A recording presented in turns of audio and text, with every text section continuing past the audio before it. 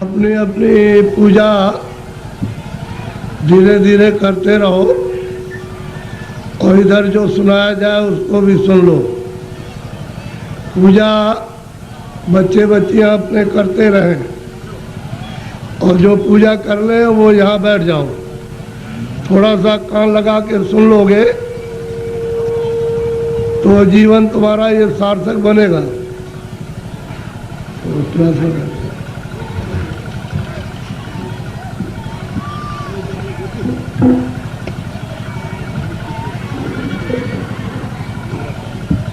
दूर कीजिए, दूर।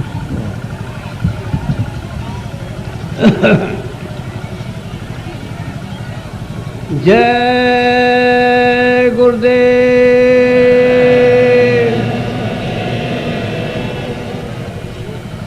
जय गुरुदेव,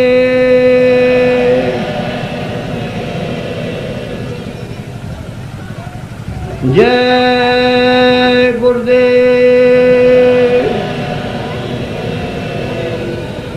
जय गुरुदेव। नाम किसका? जय गुरुदेव। नाम किसका?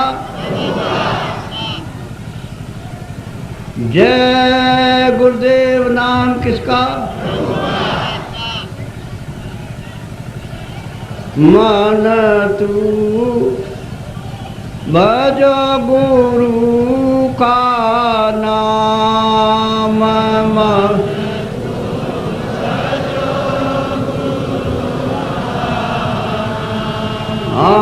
मैं मन तू भजो गुरु का नाम,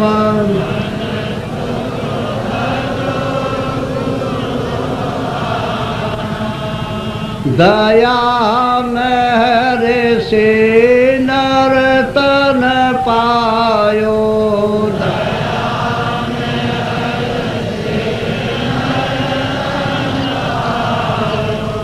मति करना अभिमान,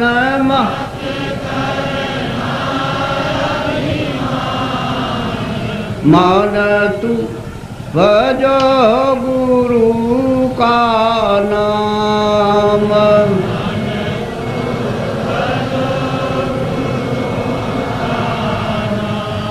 एक दिन खाली पड़ा रहेगा,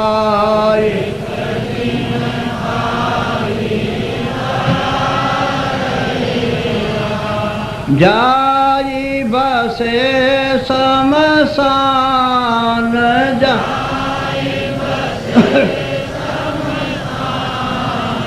मन तू भजो गुरु का नाम,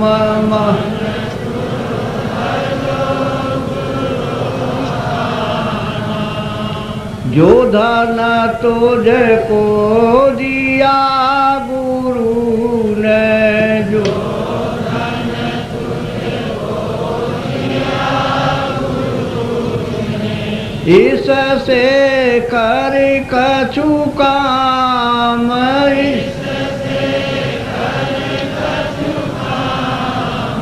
मन तू भजो गुरु का नाम,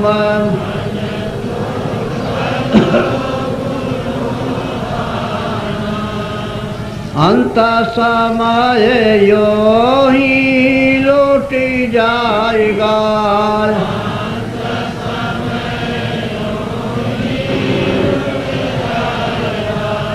संग न जाई छदाम,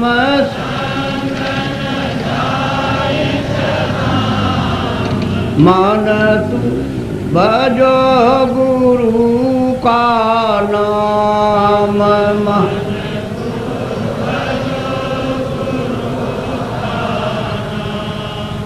यह संसार रहने का सुपनाय,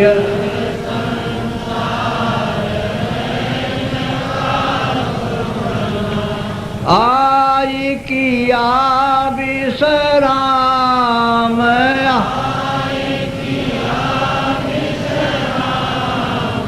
मन तू भजो गुरु का नाम।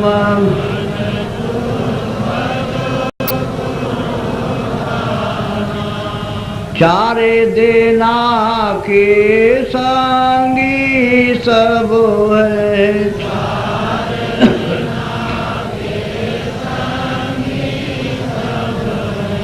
अंत न आवे काम,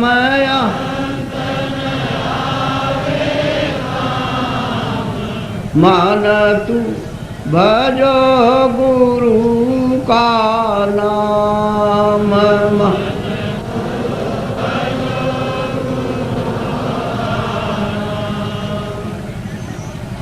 तासे चेत करो सतसंगत,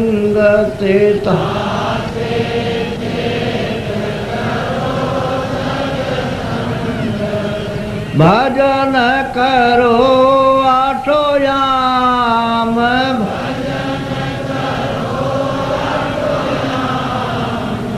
मन तू भजो गुरु का नाम। मान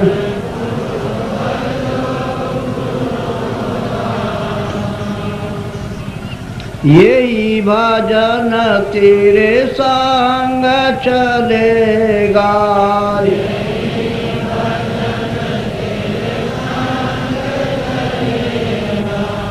पावेगा या राम,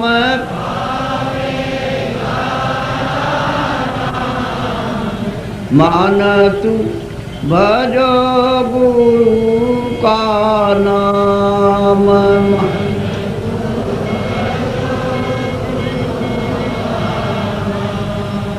दया मेरे सत्य गुरु से लेकर,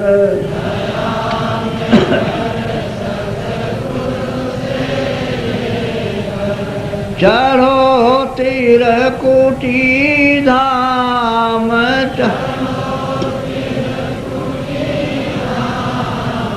मान तू भजो गुरु का नाम।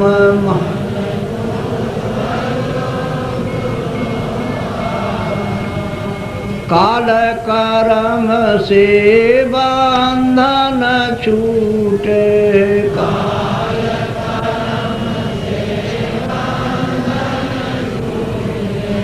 मिले पुरुष सत्य नाम में, मान तू भजो गुरु का नाम।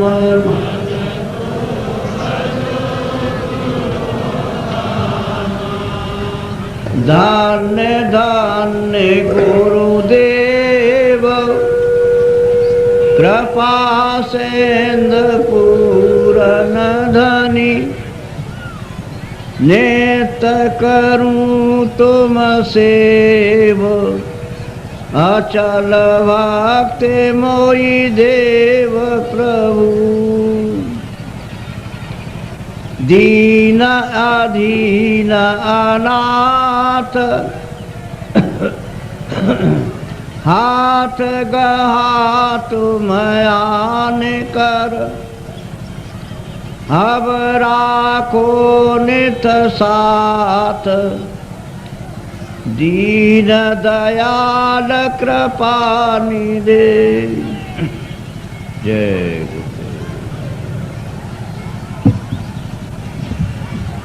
नर नारियों, ये समय बड़े सौभाग्य से कभी कभी किसी को मिलता है, नहीं तो जीवन तो आपका अंधेरे में अज्ञान में व्यतीत हो रहा। दिन में काम करते हो और शाम को घर में बाल बच्चों की सेवा करके सो जाते हो। इतना ही आपका काम और दिन रात का है। इसके आगे ये नहीं सोचना कि मैं कहाँ से आया हूँ और मैं कहाँ जाऊँगा।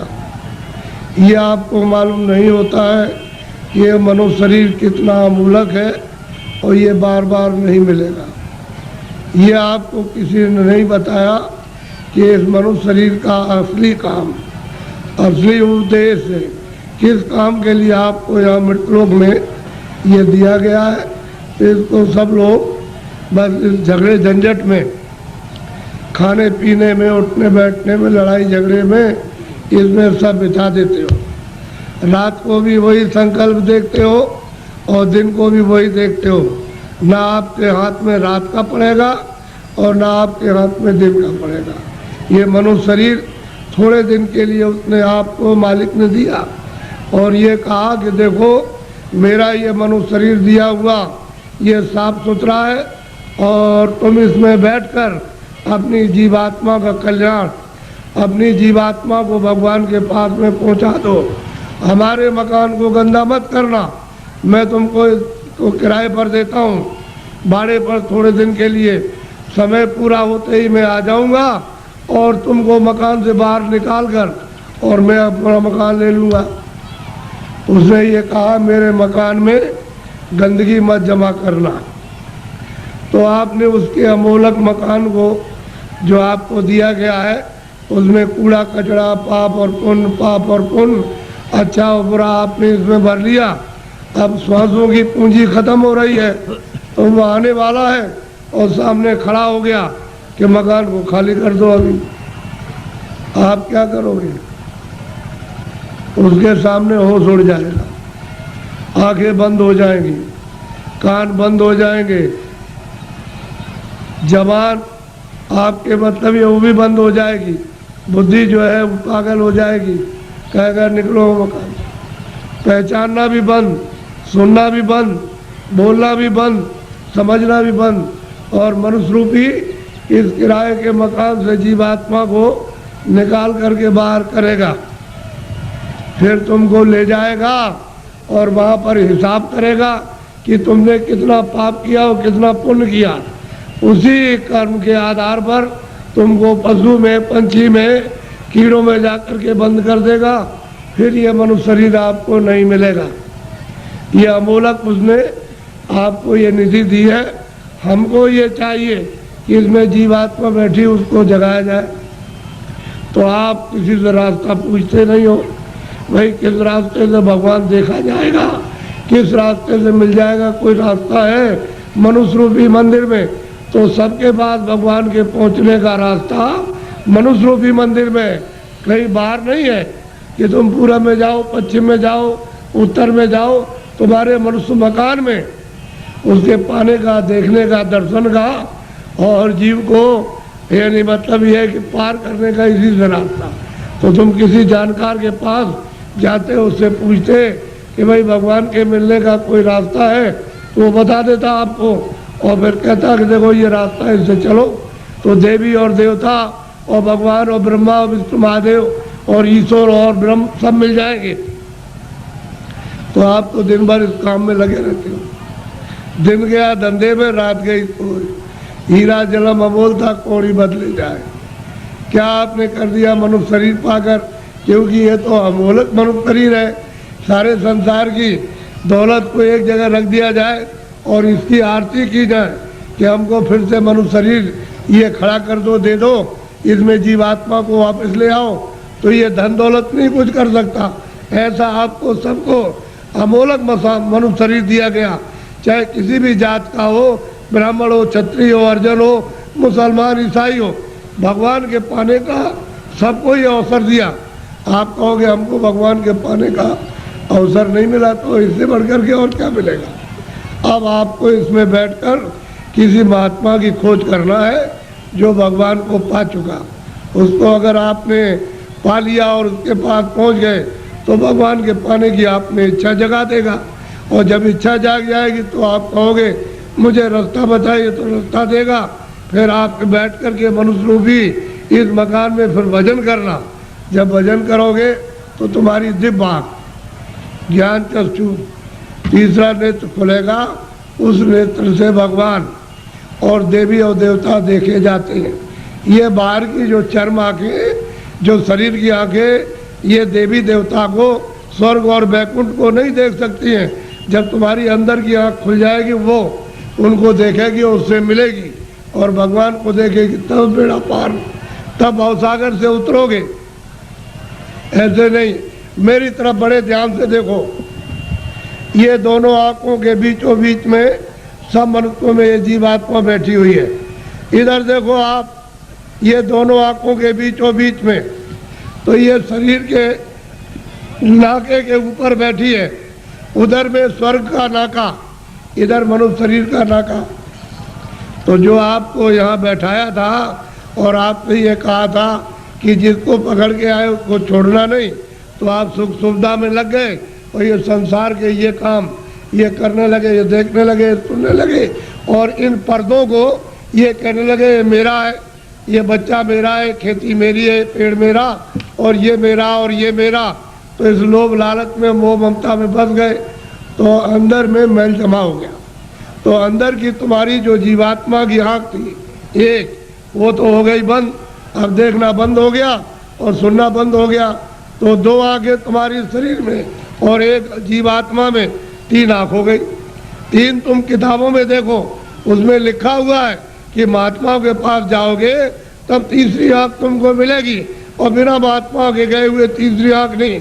और तीसरी आँख से स्वर्ग मिलेगा, वैकुंठ मिलेगा, ईश्वर का दर्शन होगा। इन चर्म आँखों से देवी देवताओं को आप नहीं देख सकते हो। फिर उन्होंने कहा कि भाई देखो ये जीवात्मा बैठी है, उसमें एक कान है और शरीर में दो कान, तो बाहर के कान बाहर की आवाज़ सुनते और जीवात्मा का कान भगवान की आवाज़ को सुनेगा। तो तुम्हारे घट घट में, मनुष्य रूपी मकान में घंटे और घड़ियाल, आरती, पूजा 2400 घंटे हो रही है। तुमने कभी अपनी जीवात्मा से उसको सुना और देखा? सो रहे हो, ऐसे ही चले जाओगे। न तो ये जमीन जाएगी, न ये बच्चे जाएंगे, न तुमने सोना चांदी जमा किया वो जाएगा, न कपड़े जाएंगे, ये कुछ भी नहीं, सब छोड़ के और तुमको यहाँ से निकाल कर इसी मकान को उठा करके वहाँ जंगल में ले जा कर के शमशान में पहुँचा के जला देंगे। क्या आपके साथ जाएगा? क्या आए थे आप? कुछ नहीं, अकेले आए थे। जब जाने लगोगे तो अकेले जाओगे। लेकिन इस माया में, इसमें ऐसे जड़ माया में फंस गए हो कि तुमको अपना होश ही नहीं है कि मैं किस रास्ते से आया हूँ, कैसे वापस जाऊँगा, रास्ता भूल गए। अब महात्मा महापुरुषों की जरूरत है वो रास्ता बताए। बिना उनके रास्ता बताए हुए जो जानता है वही रास्ता मनुष्य रूपी मकान में बताएगा। और तुम्हारा ये जो दिल है, ये हृदय जो कूड़ा कचरा पाप और पुण्य का यहाँ भरा, यहाँ नहीं, यहाँ कूड़ा कचरा नहीं है, ये सब यहाँ पर भरा हुआ, उसको महापुरुष साफ करेंगे। और फिर जब सफाई कर देंगे तो मन और बुद्धि और चित्त तुम्हारा निर्मल हो जाएगा। तो जीवात्मा जब साफ होगी तो आँख खुल जाएगी, कान भी खुल जाएंगे, सुनने भी लगना और देखने भी लगना। जब दिखाई देगा तो देवी देवताओं से मिलना भी, उनसे बात भी करना। और जो उसका रचने वाला जो है, जिसने ये सब कुछ बनाया, उस ईश्वर का भी दर्शन साक्षात्कार होगा। लेकिन तुम्हारे मनुष्य रूपी मंदिर में ही उसका घाट है, उसके पास जाने का। ये असली मंदिर है, ये मनुष्य मंदिर है। इसी को जिस्मानी मस्जिद कहते हैं, इसी बाटी को कहते हैं चर्च। इसमें जीवात्मा बैठी हुई और जीवात्मा चेतन है, शरीर जड़ है, इसमें आकर के फंस गई। अब इसको कैसे निकाला जाएगा वो तो महात्मा जब युक्ति बताएंगे, रास्ता बताएंगे, तो धीरे से ये जीवात्मा मतलब ये जाग जाएगी और निकल के बाहर शरीर से बाहर खड़ी हो जाएगी। कैसे खड़ी होती है? जैसे मृत्यु के वक्त में जबरदस्ती निकाल के बाहर कर दिया, शरीर ये पड़ा। ऐसे ही साधन भजन करने पर जीवात्मा अलग हो जाती है और शरीर ये पड़ा वो अलग हो गई। तभी तो आप परमात्मा को देख सकोगे। जीत है जी, सबने कहा है कि मनुष्य रूपी मंदिर में जीवात्मा को घाट पर ला करके जगाओ तो दिव्य नेत्र ज्ञान चक्षु खुल जाए, तो जीते जी भगवान को पाओ। अरे भाई, मीरा ने जीते जी पाया, तुलसीदास ने जीते जी पाया, रैदास जी ने जीते पाया। जब कलयुग में इन लोगों ने जीते जी बहुत महात्मा महापुरुषों ने और सेवकों ने प्राप्त कर लिया, वैसे आप भी कर सकते हो। लेकिन कोई महापुरुष प्राप्त करने वाला मिलना चाहिए। वो नहीं मिलेगा तो जीवन अपना ऐसे ही चला जाएगा। ये जो आप कर्म करते हो ये इंद्रियों का बाहर का कर्म है, जड़। तो जड़ कर्म से जड़ चीज मिलेगी। जड़ कर्म करोगे, इंद्रियां जड़ है, आँख भी जड़ है, कान भी जड़ है, मुख भी जड़ है, हाथ भी जड़ है, पैर भी जड़, ये सारा शरीर जड़ और ये सब सामान जड़ है। तो तुमने जड़ की पूजा, जड़ की प्रार्थना, जड़ का काम और जड़ के कपड़े और जड़ का जल और जड़ की अग्नि, जड़ की वायु, ये सब जड़ का, तो आप इसमें फंस जाओगे तो आपको जड़ चीज मिल जाएगी।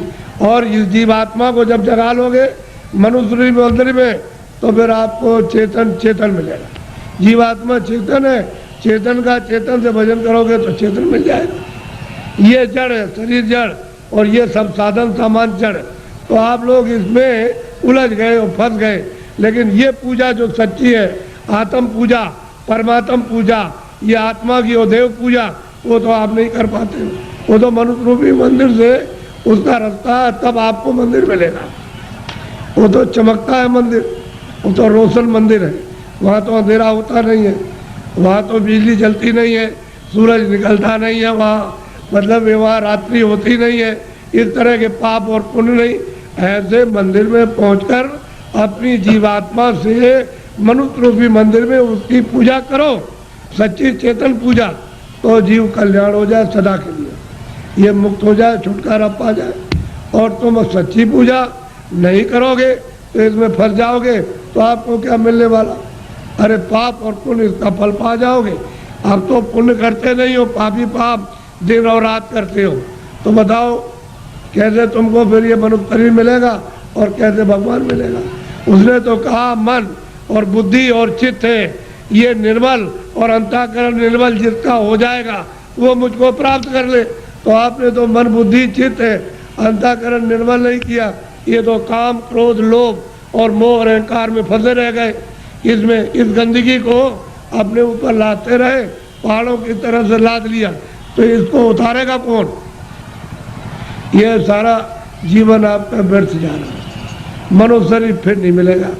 चार खाने बनाइए, पशु योनि, पंछी योनि, कीड़ों की योनि, थल की योनि, इसमें से निकाल के उसमें बंद कर देगा।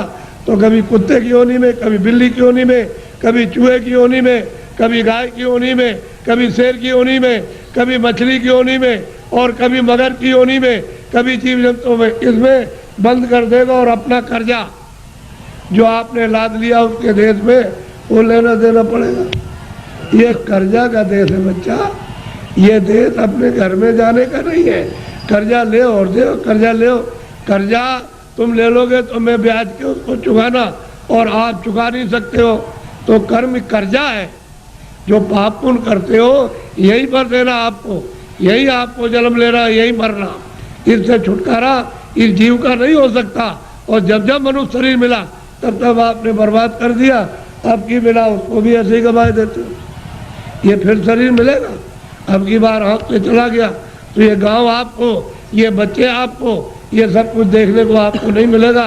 वो दूसरी योनि में कई जंगल में बंद कर देगा, वहाँ करोड़ों वर्षों तक भटकते रहो, रोते चिल्लाते रहो, उस दुख और दर्द में कौन सुनवाई करेगा? और नरकों में भेज दिया तो वहाँ कितने नाम के नरक हैं, उसमें सजाएं देगा, वहाँ से लौट के आ नहीं सकते हो।